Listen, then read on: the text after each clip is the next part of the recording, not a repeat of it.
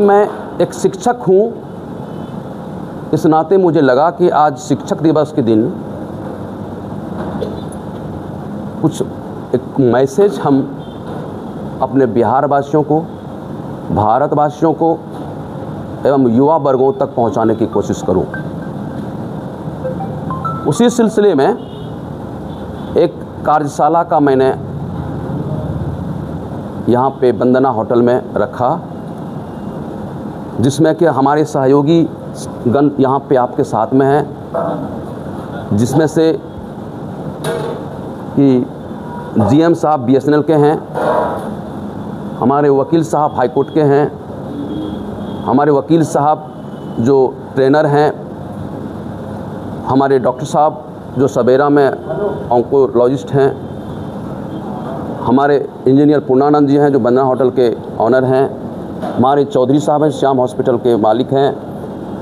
Doctor Shivakant जी हैं TDK के काफ़ी यहाँ के मशहूर डॉक्टर हैं, प्रभाकर जी हैं जो ITC head of post office के हुआ करते हैं, और प्रोफेसर साहब जो एमपी प्रसाद हैं। ये सारे लोग टीचिंग से कहीं न कहीं जुटे हुए हैं।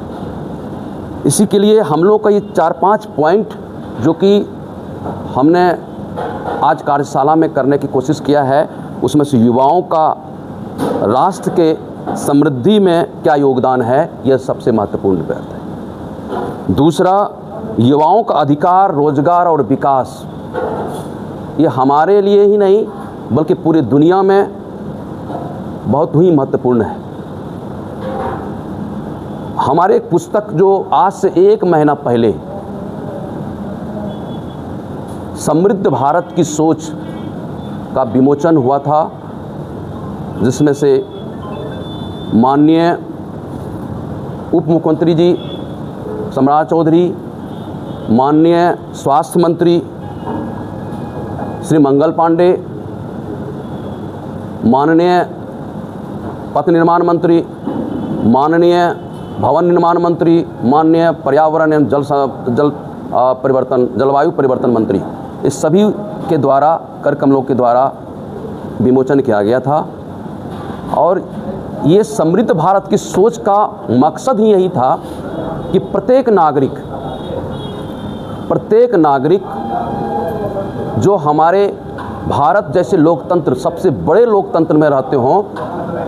उनको इस किताब को एक बार ज़रूर देखनी चाहिए, क्योंकि इस किताब के अंदर लोकतंत्र को परिभाषित करके, लोकतंत्र प्रजातंत्र में अंतर बता करके, संविधान के एक एक पॉइंट को संक्षिप्त में लिख करके यहाँ के नागरिक, मीडिया, यहाँ के न्यायतंत्र एवं अनेकों जो व्यवसायी में हैं, प्रत्येक की भावनाओं को इस बुक में, इस किताब में, पुस्तक में लिखा गया है, जो हमारे बिहार के भविष्य को, भारत के भविष्य को बदलने की कोशिश कर सकता है। हमारे देश की युवाओं में जो प्रेरणा होना चाहिए वो हमारी किताब में कूट कूट के भरा हुआ है। हमारे देश के लिए बलिदान देने वाले जवान के बारे में भी लिखा है, जिन्होंने कि हमारे देश की प्रत्येक सीमाओं का रक्षा करते हुए हमारे देश को सुरक्षित रखे हैं। यहाँ तक कि हमारे आज़ादी के पहले और बाद जो भी एक महान योग्य नेता के रूप में आए हैं, उनके बारे में मैंने इसमें लिखा है। मैं उम्मीद करता हूँ कि इस किताब को देखकर, पढ़कर, समझकर आप जैसे महान मीडिया, आप जैसे महान नागरिक, आप जैसे महान युवा शिष्ट और शिक्षित बनकर हमारे राज्य और देश की रक्षा के लिए ही नहीं, सुरक्षा के लिए ही नहीं, समृद्धि के लिए भी एकजुट होकर के भारत माता की जय के रूप में हम आगे ले जाएंगे। फिर हमने शिक्षकों का जो शिष्य के प्रति कर्तव्य है, उसके बारे में मैंने आज के शिक्षक दिवस के दिन में मैं बोलना चाहूँगा कि आज का दिन महत्वपूर्ण इसलिए भी है क्योंकि शिक्षक का मतलब सिर्फ ये नहीं होता कि हम शिक्षा देकर सर्टिफिकेट देकर के विदा कर दिए अपने शिष्य को, बल्कि मुझे लगता है कि शिक्षक माँ बाप तो हैं ही, शिक्षक भी हैं, लेकिन उसके अलावे भी शिक्षक का मतलब ही हो जाता है कि उसके जन्म से लेकर उसके चरित्र तक, उसके कैरियर तक हर एक पल पल में उसकी सहायता करते हुए शिष्य को एक नई मुकाम पे पहुंचा करके एक शिक्षक को गौरवान्वित होता है कि हमने अपने शिष्य को कहां तक पहुंचाया। सर, जिस तरह से आप शिक्षा की बात कर रहे हैं, जिस तरह से शिक्षा का व्यापारीकरण हो चुका है पूरी तरह से, क्या लगता है सर ये संभव है आज के समय में? सर, यदि आप लोग चाहेंगे तो सब कुछ संभव है, क्योंकि मीडिया, मैंने अपनी इस किताब में भी लिखा है, मीडिया वो तीसरी आंख है जो एक छोटी सी चिंगारी को भी आग बना सकता है और एक छोटी छोटी चीज़ों को भी बड़ा कर करके पूरे दुनिया में फैला सकता है। और ये तो छोटी सी चीज़ है। शिक्षा का व्यवसायीकरण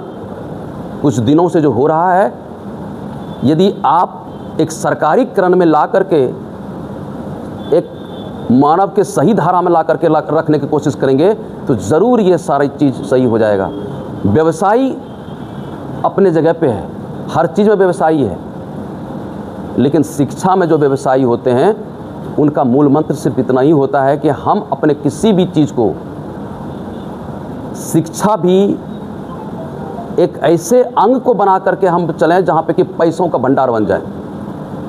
और हर एक आदमी को शिक्षा की ज़रूरत होती है, हर एक माँ बाप को अच्छे शिक्षा की ज़रूरत होती है। यदि हम एक अच्छे स्कूल, अच्छे शिक्षक के रूप में किसी स्कूल को निर्माण करने की कोशिश करते हैं, अच्छे शिक्षा देने की कोशिश करते हैं, तो जहाँ पे व्यवसाय लोग खोल के रखे हैं वहाँ छोड़ के आपके पास आएगा और वो ज़रूर ही ये कह के जाएगा कि आज